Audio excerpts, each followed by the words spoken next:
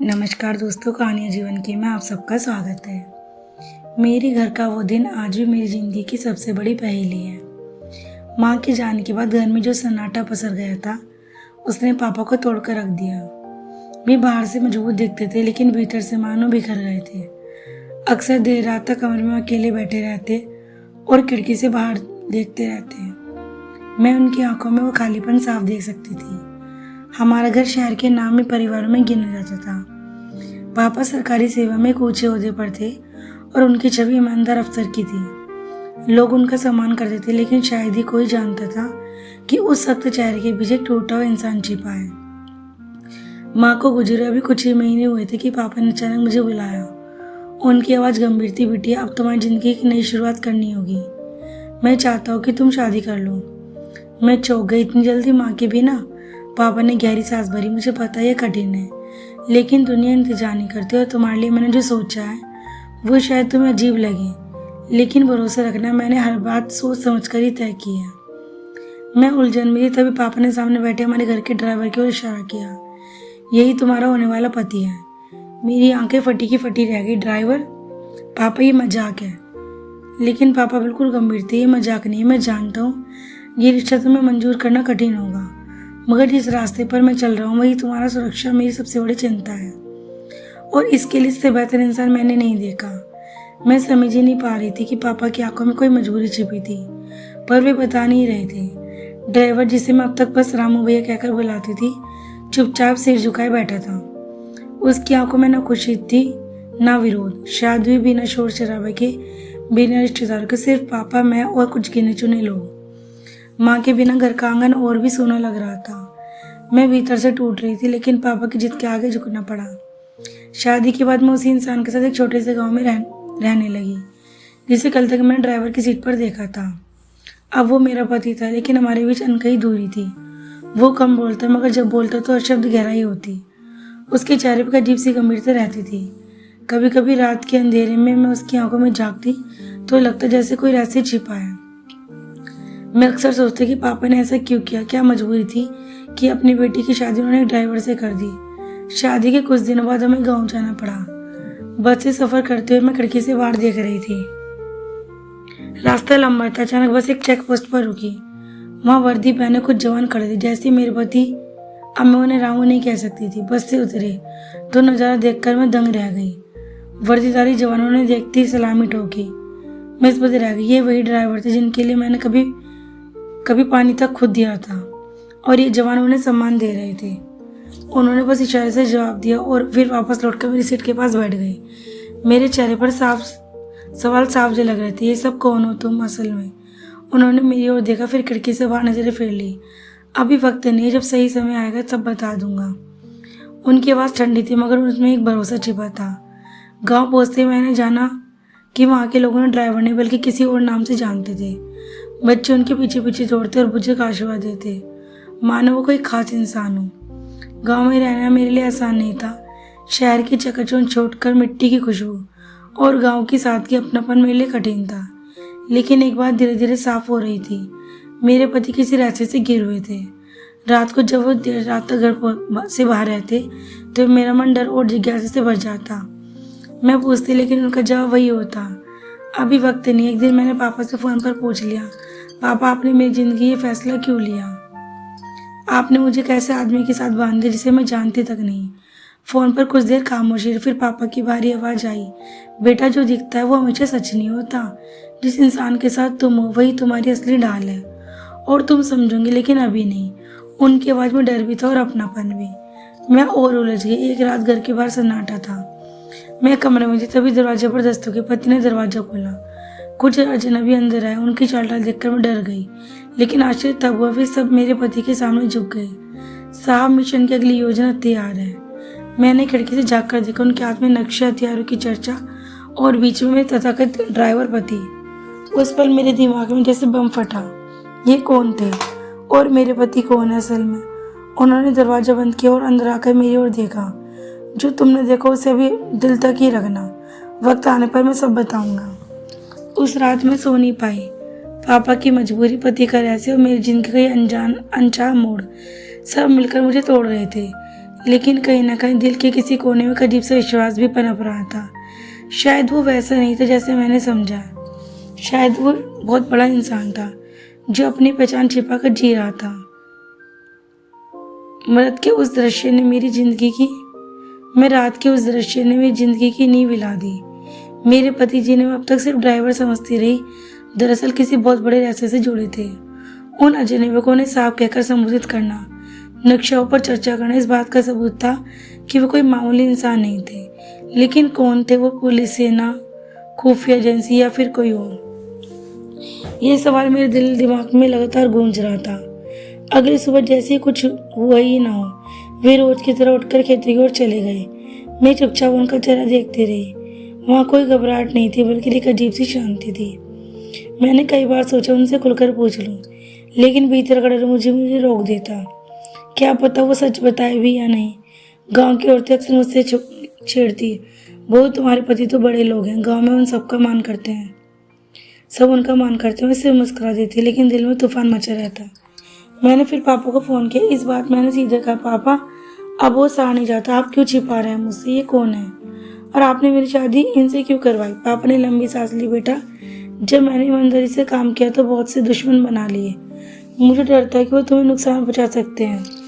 तब मुझे सिर्फ एक ही इंसान पर भरोसा हुआ, यही जो अब तुम्हारे पति हैं। वे मेरी आंखों के सामने कई बार मुंह से लड़कर निकले। वो भले ही दुनिया के लिए ड्राइवर हो, लेकिन असल में मेरी ढाल है। मैं हक्का बक्का रह गई, मतलब ये मेरे लिए सुरक्षा कवच है। पापा ने धीमी आवाज में कहा, हाँ, और तुम धीरे धीरे जानूंगी कि ये सिर्फ तुम्हारा पति नहीं बल्कि देश के लिए भी क्या है। उस रात में उनकी चीजें टूटने लगी। उनके बैग में मुझे साधारण कपड़ों के बीच एक पुरानी डायरी मिली। पन्ने खोलते मेरी धड़कनें तेज हो गई। उसमें जगह जगह कोड वर्ड लिखे थे, operation worst, secret mission, black point. ये सब पढ़कर मुझे यकीन हो गया वे किसी खुफिया मिशन से जुड़े थे। लेकिन तभी हमारे कमरे का दरवाजा खुला और वो सामने खड़े थे। मेरे हाथ में डायरी देखकर उनका चेहरा गुस्से से लाल हो गया। किसने कहा था तुम्हें ये छूने को? मैं डर गई, लेकिन हिम्मत करके बोली, मुझे सच जानने का क्या? मैं तुम्हारी पत्नी हूँ और मैं जानना चाहती हूँ कि तुम कौन हो। कुछ देर चुप रहने के बाद उन्होंने गहरी सांस ली और धीरे धीरे कुर्सी पर बैठ गए। तुम सच जानना चाहते हो? ठीक है, सुनो। तो उन्होंने बताया कि वो असल में रो यानी भारतीय गुप्तचर संस्था में जुड़े थे। उनका असली नाम आर्यन था, लेकिन असली पहचान छिपाने के लिए उन्हें कई बार आम जिंदगी जीनी पड़ी।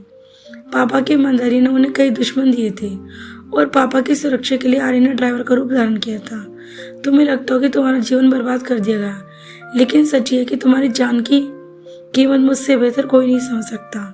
तुम्हारे पापा ने तुम्हें मेरे हवाले इसलिए किया क्योंकि उन्हें पता था कि मैं तुम्हें कभी आँच नहीं आने दूंगा। उनकी आंखों में पहली बार सच्चाई की चमक थी। मैं निशब्द रह गई।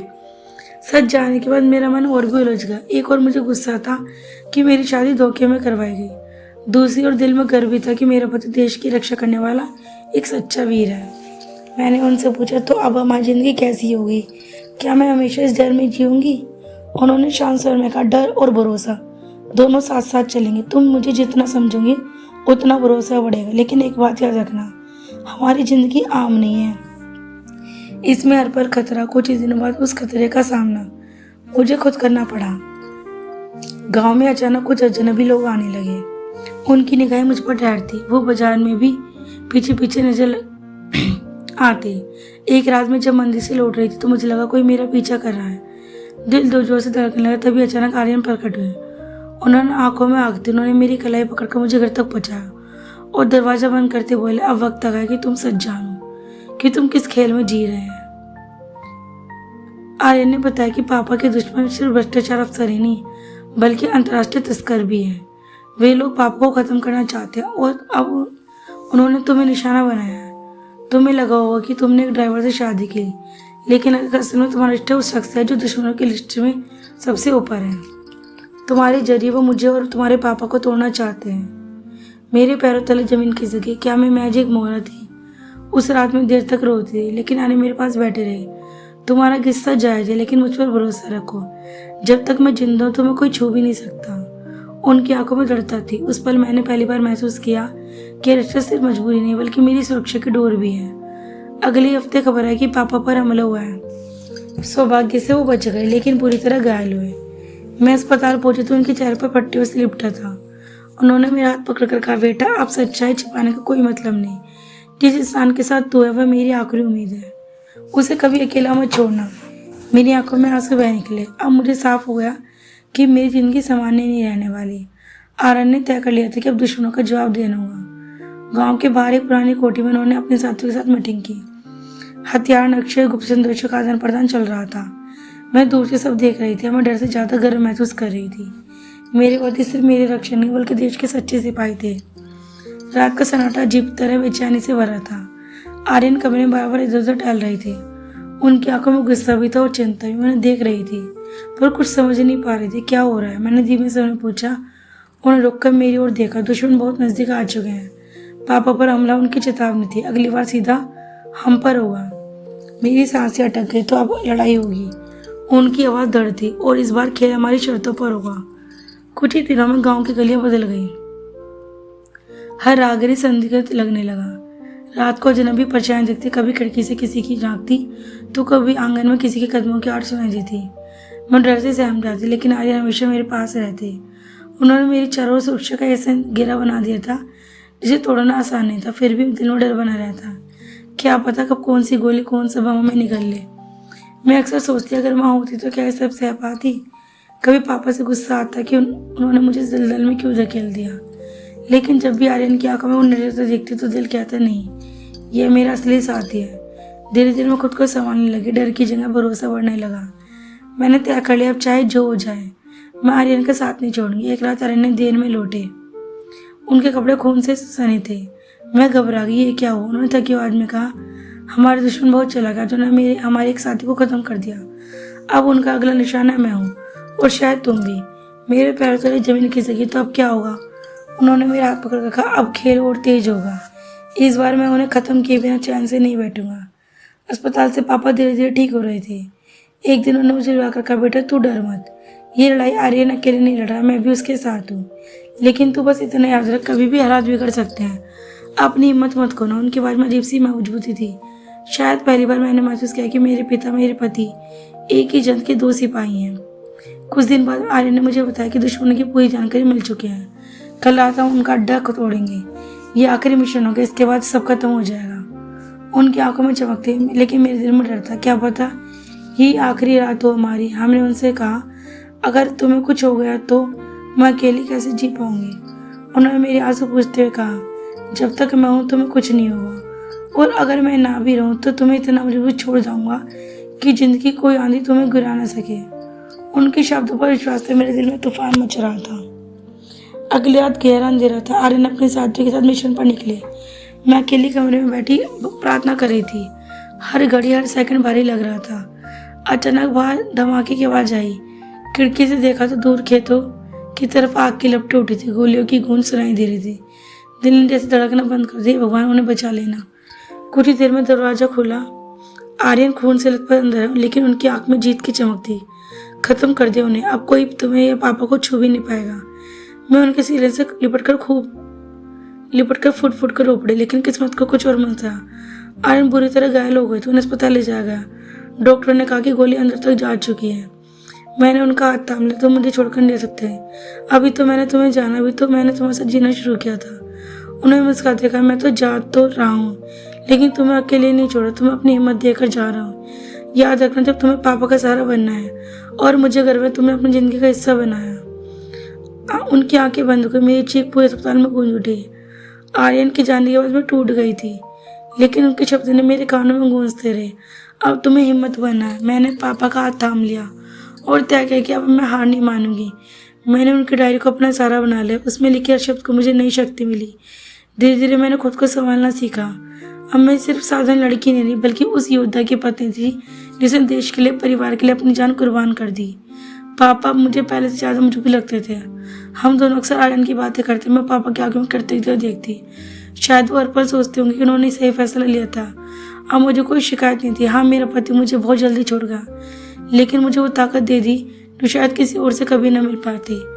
आज जब मैं अपनी ज़िंदगी को पीछे मुड़कर देखती हूँ तो सोचती हूँ अगर पापा ने वो अजीब सा फैसला न लिया होता तो शायद मैं कभी उस इंसान न मिल पाती जिसने मुझे जीने का असली मतलब सिखाया है। हाँ, मैं उसकी पत्नी का विधवा ज़्यादा हूँ, लेकिन गर्व से कह सकती हूँ मैंने एक सच्चे सिपाही का असली हीरो के साथ ज़िंदगी का सफ़र तय किया और यही रिश्ता जो शुरू में मजबूरी था आज मेरी सबसे बड़ी ताकत बन गया।